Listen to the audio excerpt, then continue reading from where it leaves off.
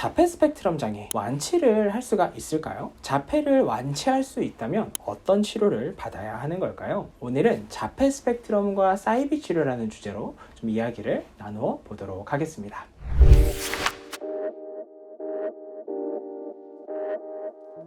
이 많은 전문가들은 자폐 스펙트럼 장애는 한 사람의 성향이고 평생 지니고 있어야 하는 것이라고 이야기를 합니다. 그렇기 때문에 만약에 자폐로 진단이 되었다면 특성과 성향과 강점을 찾아서 사랑해주고 다소 약한 부분에 대한 이 갭을 메워주는 것에 포커스를 두어야 된다고 이야기를 하고 있습니다. 보통 특성과 강점을 찾고 이 약한 부분에 대한 갭을 메워주기 위해서는요, 크게 행동치료와 같은 이 비약물요법을 쓰고, 그 다음에 동반될 수 있는 우울이나 불안, 주의력, 과잉행동, 강박 이런 것들을 지원하기 위해서는요, 이 약물요법이 주로 사용이 됩니다. 이러한 행동치료와 이 약물요법들은요, 이제 의료보험 혜택을 좀 받기도 하죠. 이 밖에도요, 이 인터넷에 자폐 스펙트럼 장애 치료, 자폐 치료 이런 것들로 이제 검색을 하게 되면은 자폐에 효과적인 것으로 보이는 굉장히 많은 치료들을 찾아볼 수가 있습니다. 식이요법, 비타민요법, 동종요법, 고압산소 치료 이런 것 같은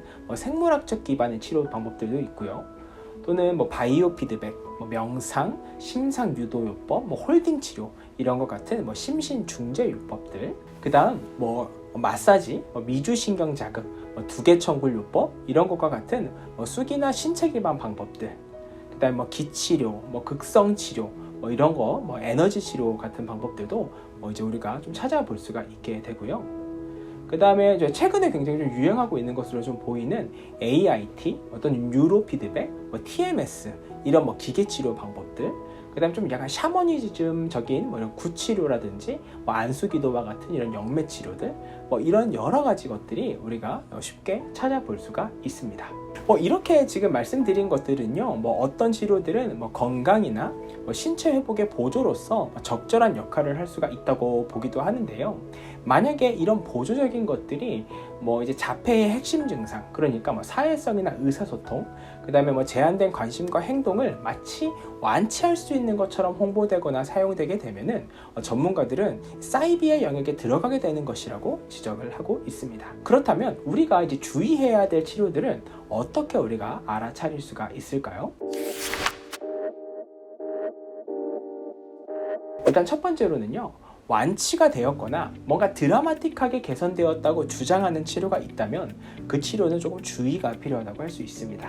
미국의 CDC나 오티즘 스픽스, 그 다음에 국내에 공신력 있는 기관에서 혹시 이런 관련된 근거들을 제시하고 있는지 꼼꼼히 확인하는 것이 필요하다고 할 수 있겠고요. 두 번째로는 부작용은 절대 없다고 주장하는 치료는 좀 주의가 필요하다고 할 수 있겠습니다. 대부분의 방법들이요, 장점이 있으면 제한점이 분명히 있을 수 있습니다. 그렇기 때문에 제한점은 절대 없고 부작용은 절대 없다 이렇게 주장하는 것들은 조금 우리가 주의 깊게 살펴볼 필요가 있습니다. 세 번째로는요, 여러 가지 문제들이 한 방에 다 해결할 수 있다고 주장하는 것들에 대해서는 좀 주의가 필요하다고 할 수 있겠습니다. 효율적으로 우리가 모든 것들을 한 번에 해결할 수 있으면 좋겠습니다만 그런 경우는 매우 흔치 않기 때문에 우리 이런 부분에 있어서는 굉장히 주의해야 할 필요가 있다고 할 수 있겠습니다. 우리가 보통 이런 염려에도 불구하고요, 이제 여러 가지 치료들을 찾아가게 되는 이유들은요, 이미 우리에게 알려진 치료 방법들이 좀 상당히 어렵기 때문입니다. 현재까지 자폐 스펙트럼 장애 치료에 가장 도움이 되는 것으로 알려져 있는 ABA, 응용행동분석 기반의 치료는요, 사실 치료비가 굉장히 비싸죠.